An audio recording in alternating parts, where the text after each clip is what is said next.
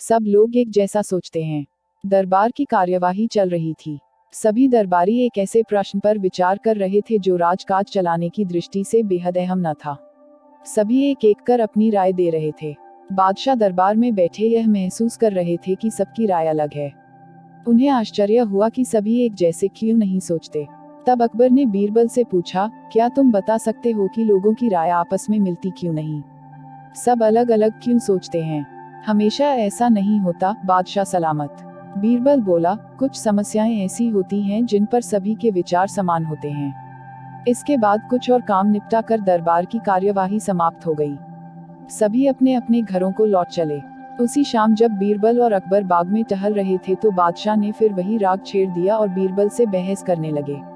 तब बीरबल बाग के ही एक कोने की ओर उंगली से संकेत करता हुआ बोला, वहाँ उस पेड़ के निकट एक कुआं है, वहाँ चलिए। मैं कोशिश करता हूँ कि आपको समझा सकूं कि जब कोई समस्या जनता से जुड़ी हो तो सभी एक जैसा ही सोचते हैं। मेरे कहने का मतलब यह है कि बहुत सी ऐसी बातें हैं जिनको लेकर लोगों के विचार एक जैसे होते हैं।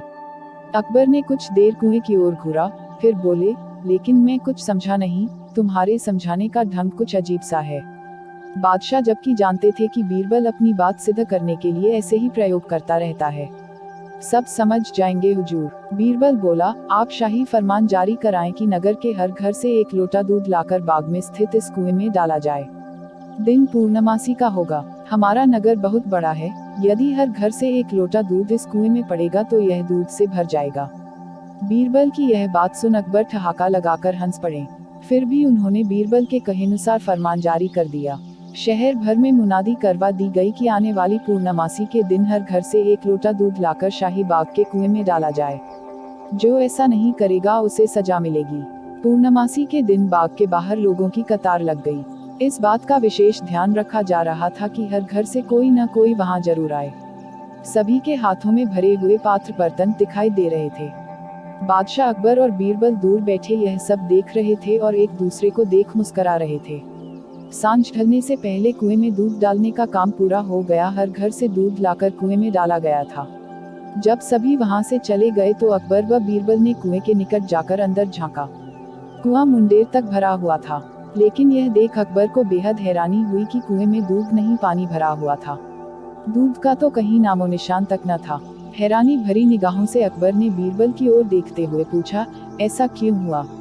शाही फरमान तो कुएं में दूध डालने का जारी हुआ था, यह पानी कहाँ से आया?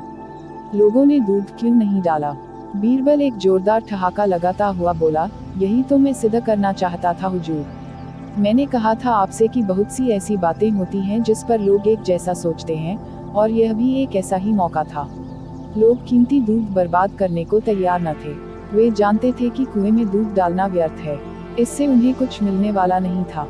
इसलिए यह सोचकर कि किसी को क्या पता चलेगा, सभी पानी से भरे बर्तन ले आए और कुएं में उड़ेल दिए। नतीजा, दूध के बजाय पानी से भर गया कुआं। बीरबल की यह चतुराई देख अकबर ने उसकी पीठ थपथपाई। बीरबल ने सिद्ध कर दिखाया था कि कभी कभी लोग एक जैसा भी सोचते हैं।